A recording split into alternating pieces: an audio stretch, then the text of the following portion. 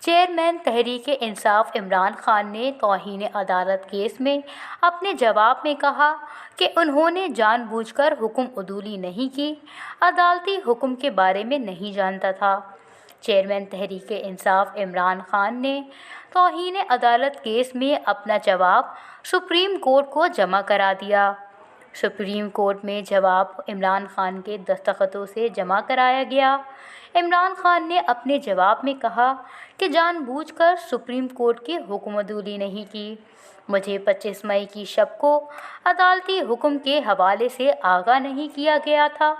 جواب میں یہ بھی کہا کہ سپریم کورٹ نے بابر اعوان کی مجھ سے ملاقات کرانے کا کہا تھا، لیکن حکم کے باوجود انتظامیہ نے بابر اعوان کی ملاقات نہیں کرائی۔ چیئرمین پی ٹی آئی نے کہا کہ احتجاج میں جیمرز کی وجہ سے فون کے ذریعے رابطہ ممکن نہیں تھا۔ میں نے شب 6:45 کا ویڈیو پیغام کارکنان کی معلومات کی بنیاد پر جاری کیا۔ عمران خان نے اپنے جواب میں مزید کہا کہ ڈی چوک جانے کی کال حکومتی رویوں کے خلاف پرامن احتجاج کے لیے تھی۔ نادانستہ طور پر اٹھائے گئے قدم پر افسوس ہے۔ چیئرمین تحریک انصاف نے اپنے جواب میں کہا کہ پارٹی یا میں نے کسی وکیل کو سپریم کورٹ کے کیس میں شامل ہونے کو نہیں کہا۔ مجھے اب بتایا گیا کہ اسد عمر نے G9 گراؤنڈ کی ہدایات دیے۔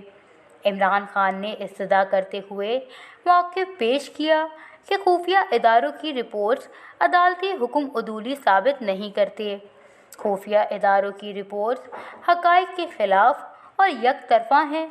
توہین عدالت کی کارروائی ختم کی جائے۔